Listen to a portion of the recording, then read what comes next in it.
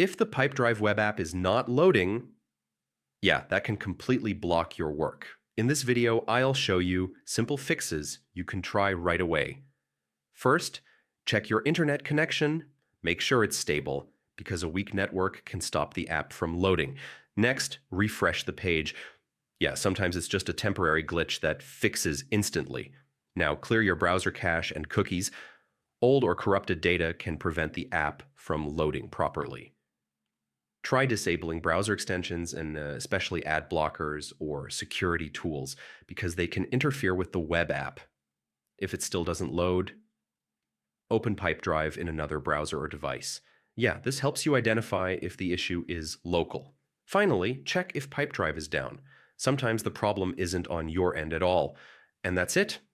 These steps should fix most loading issues in Pipedrive.